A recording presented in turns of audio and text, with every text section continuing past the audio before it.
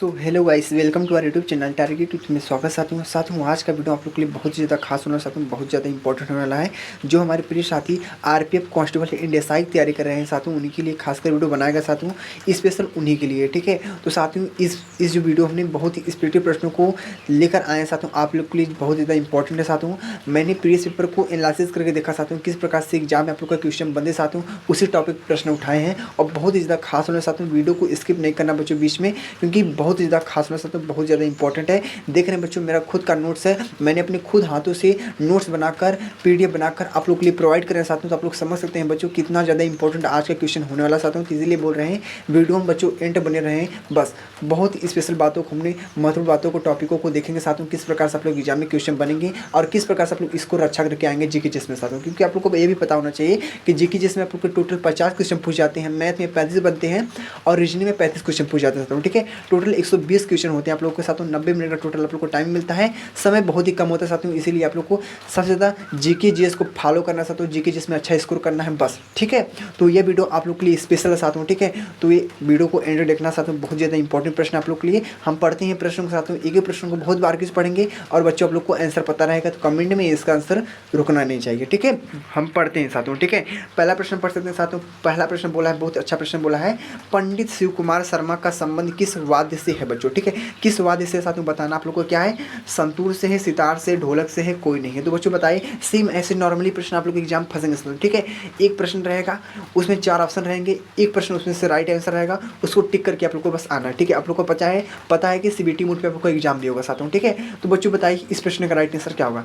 पहले का, पंडित शिव कुमार शर्मा का संबंध किस वाद्य से है बच्चों, क्या है, संतूर वाद्य से। ठीक है, तो पहले का आप लोग का ए वाला ऑप्शन आप लोग का राइट आंसर हो जाएगा बच्चों। क्या आप लोग का इस प्रश्न का आंसर पता था तो कमेंट में जरूर बताना। ठीक है, बढ़ते हैं हम अगले प्रश्न के साथियों। ठीक है बच्चों, जो आज का हमारा दूसरा प्रश्न साथियों, दूसरा प्रश्न क्या मित्रों पढ़ सकते हैं। दूसरा प्रश्न को बोला है, टीपू सुल्तान कहाँ का शासक था साथियों। बहुत ही ज़्यादा अच्छा प्रश्न साथियों, ये प्रश्न बहुत बार रिपीट हुआ। ठीक है, बहुत अच्छे अच्छे प्रश्नों को ऐड किया जो बहुत बार रिपीटेड हुए साथियों। ठीक है, ये आप लोग की क्वेश्चन जितना बता रहा हूँ साथियों ना, आरपीएफ कांस्टेबल एनएसआई के लिए तो है ही, बाकी आप लोग किसी भी एग्जाम की तैयारी करें जिसमें जीके जीएस पूछा जाता हूँ, उसके लिए भी बहुत ज़्यादा इंपॉर्टेंट। ठीक है, जीके जीएस के साथ महासागर होता है। ठीक है, आप लोग को पता है महासागर होता है साथियों, एक कहाँ से क्वेश्चन बन जाए एक कोई गारंटी नहीं होता साथियों। ठीक है, बस स्पेसिफिक प्रश्नों को पढ़िए साथियों, जो आप लोग एग्जाम पूछने के ज़्यादा से ज़्यादा चांस बने साथियों।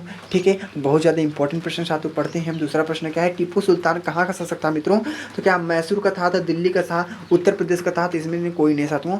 तो आप लोग को पता होना चाहिए कि टीपू सुल्तान कहाँ का शासक था, तो मैसूर का था। ठीक है, कहाँ का था, मैसूर का शासक था। ठीक है, तो आपका दूसरे प्रश्न का फर्स्ट वाला ऑप्शन आप लोग का ए ऑप्शन आप लोग का राइट आंसर हो जाए मित्रों। ठीक है, हम बढ़ते हैं अगले प्रश्न के साथियों, जो आज का हमारा तीसरा प्रश्न है मित्रों।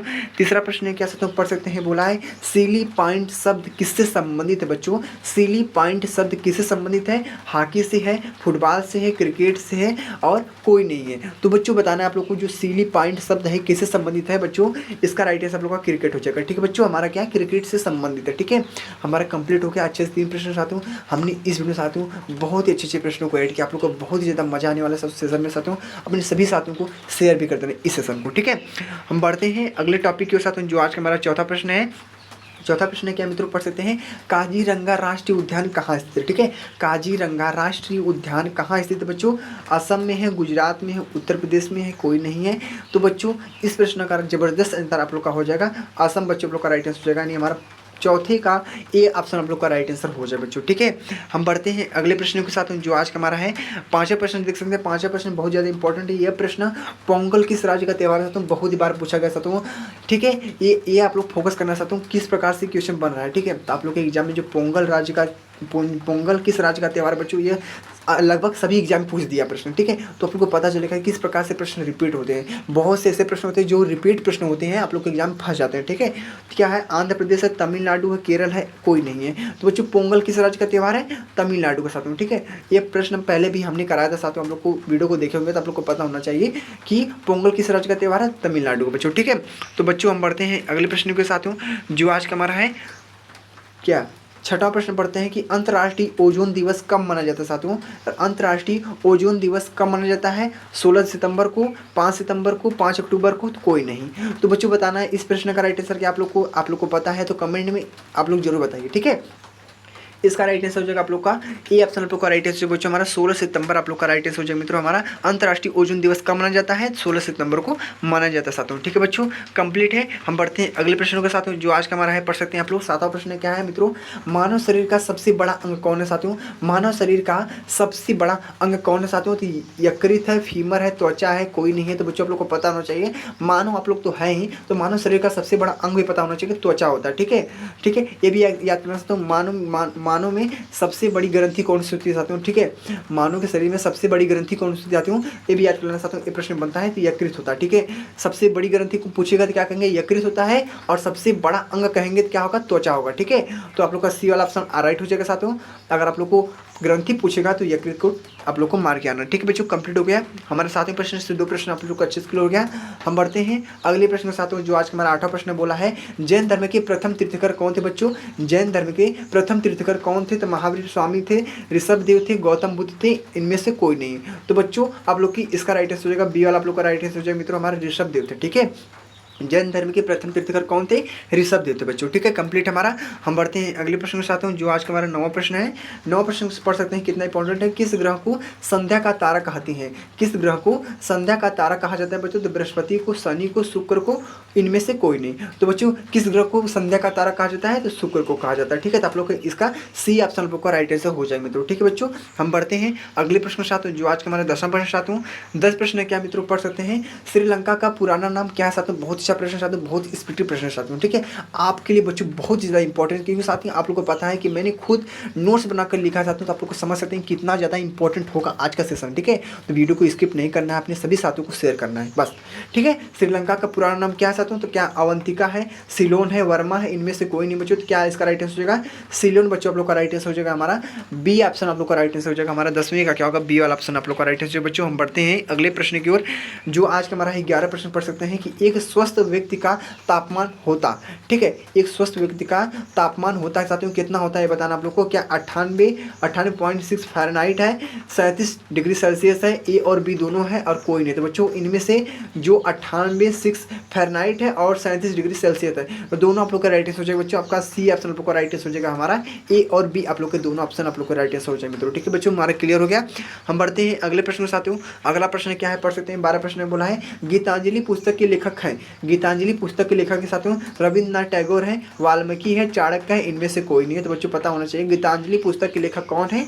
तो रविन्द्रनाथ टैगोर है, आर एन टैगोर आप लोग के राइट आंसर हो जाएंगे। तो ठीक है बच्चों, कंप्लीट है आर एन टैगोर। ठीक है, हमारा बहुत अच्छे से 12 प्रश्न अच्छे से क्लियर के साथ हूँ। क्या आप लोग को 1 से 12 प्रश्न के अंदर कोई भी डाउट होता है तो कमेंट में आप लोग पूछ सकते हैं। ठीक है, तो बिना घबराए आप लोग पूछ सकते हैं साथियों। हम बढ़ते हैं अगले प्रश्न के साथ, जो आज का हमारा है 13 प्रश्न है। ठीक है, 13 प्रश्न को पढ़ते हैं, बहुत ज़्यादा इंपॉर्टेंट है। सूर्य और पृथ्वी के बीच चंद्रमा कब आता है? ठीक है, ये बात ध्यान में रखना साथियों, बहुत ही बार प्रश्न पूछा साथियों, सभी प्रश्न बहुत ही स्पेशल प्रश्न साथियों। ठीक है, बोला है सूर्य और पृथ्वी के बीच चंद्रमा कब आता है?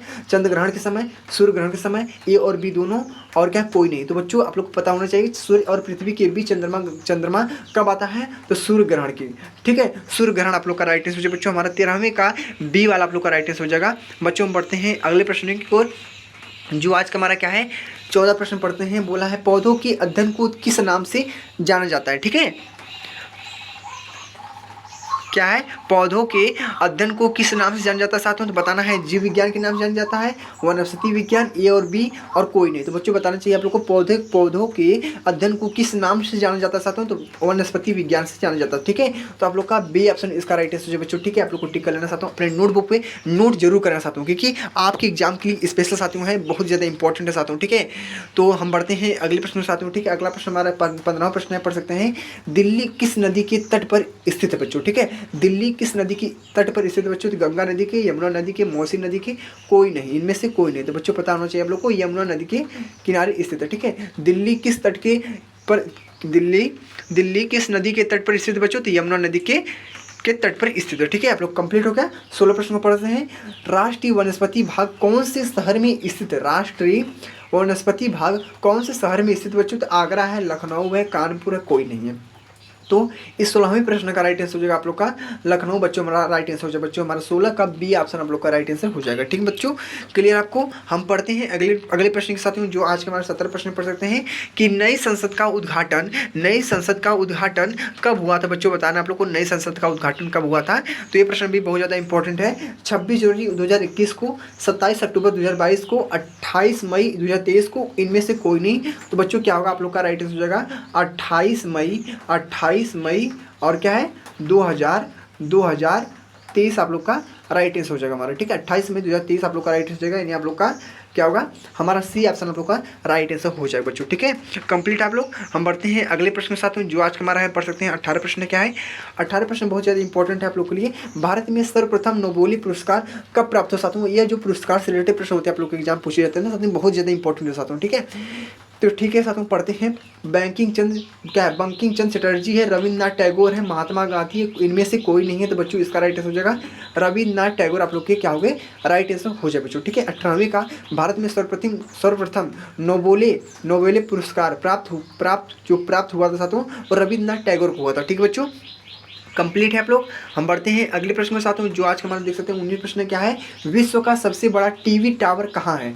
विश्व का सबसे बड़ा टीवी टावर कहाँ है बच्चों। तो न्यूयॉर्क में है, स्विट्जरलैंड में है, लेह में है, कोई नहीं है। तो बच्चों पता होना चाहिए कि विश्व का सबसे बड़ा टीवी टावर कहाँ है, लेह में है। ठीक है, तो सी ऑप्शन आप लोग क्या होगा राइट आंसर हो जाएगा बच्चों। ठीक है, हम बढ़ते हैं अगले प्रश्न के साथ में। ठीक है, प्रश्न बहुत अच्छे प्रश्न पूछे गए साथ आप लोग के एग्जाम में साथों। ठीक है, और आप लोग को बहुत ज़्यादा मजा भी आ रहा है साथों। तो वीडियो में एक ही बार बोलते हैं साथों। ठीक है, जो बच्चे हमारे नए हैं चैनल को लाइक एंड सब्सक्राइब जरूर करना साथों, क्योंकि यह चैनल आपके लिए बहुत ज़्यादा खास होने साथ में आप लोग जीके जिसमें अच्छा स्कोर करना चाहते हैं।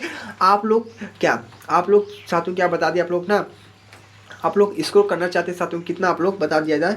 आप लोग 50 में से साथियों आप लोग 45 स्कोर करना चाहते हैं। तो आप लोग के लिए चैलेंज बहुत ज़्यादा इंपॉर्टेंट। ठीक है, आप लोग को जीके जीएस में साथियों 50 में से आप लोग 45 क्वेश्चन करना चाहते हैं साथियों। तो ये वीडियो आप लोग के लिए बहुत ज़्यादा खास होने साथियों, बहुत ज़्यादा इंपॉर्टेंट है। ठीक है बच्चों, हम पढ़ते हैं अगले प्रश्न के साथियों। देख रहे हैं हमारा क्या है, हमारा अगला प्रश्न पढ़ते हैं। भारत में सर्वप्रथम नोबेल पुरस्कार किसको प्राप्त हुआ था, रविन्द्रनाथ टैगोर को हुआ था, पता ही चल गया।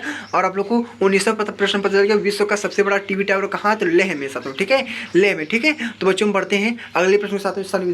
संविधान की अनुच्छेद 17 और 18 में व्यवस्था है। ठीक है, संविधान के अनुच्छेद 17 और 18 में व्यवस्था है। तो बच्चों ये बताना है आप लोग को राइट आंसर। सामाजिक समानता है, प्रधानमंत्री के धर्म की स्वतंत्रता है, कोई इनमें से कोई नहीं है।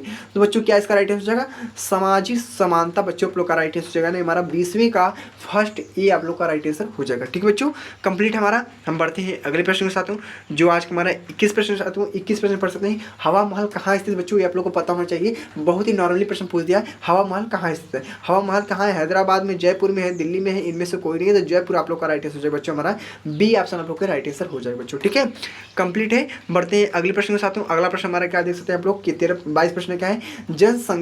जनसंख्या बढ़ने का भारत में मुख्य कारण क्या है। जनसंख्या बढ़ने का भारत में मुख्य कारण क्या है बच्चों। तो क्या प्रच्छन्न बेरोजगारी है, परिवार नियोजन में ध्यान ना देना, महंगाई कम होना, इनमें से कोई नहीं। तो बच्चों राइट आंसर क्या होगा आप लोग का परिवार नियोजन में ध्यान ना देना। ठीक है, आप लोग का बी ऑप्शन आप लोग का क्या होगा राइट आंसर बच्चों। ठीक है, हम बढ़ते हैं अगले प्रश्न के साथ हूँ, जो आज का हमारा स्पिरिट प्रश्न जो आप लोग का इंपॉर्टेंट है। 23 प्रश्न पढ़ते हैं साथ हूँ, बहुत ही ज़्यादा इंपॉर्टेंट साथ हूँ। ठीक है बच्चों, देख रहे हैं मेरा खुद का हैंडराइटिंग से लिखा हुआ इंपॉर्टेंट प्रश्न साथ हूँ, जो आप लोग के लिए बेहतर खास होगा। ठीक है, 23 प्रश्न पढ़ सकते हैं। 23 प्रश्न बोला है, भारत में उपराष्ट्रपति को कितने साल के लिए चुना जाता है। कितने साल के लिए चुना जाता है साथियों, तो आप लोग को पता है 5 वर्ष, 6 वर्ष, 7 वर्ष, इनमें से कोई नहीं। तो बच्चों आप लोग का 5 वर्ष आप लोग का राइट आंसर हो जाएगा, यानी 5 ईयर आप लोग का राइट आंसर हो जाएगा आप लोग का। ठीक है, 5 ईयर। ठीक है बच्चों, कंप्लीट। आप लोग को कितने साल के लिए चुना जाता है, तो 5 वर्ष के लिए चुना जाता है। ठीक है, बढ़ते हैं अगले प्रश्न के साथ। अगला प्रश्न हमारा 24 प्रश्न पढ़ सकते हैं। वेदों की ओर लौटो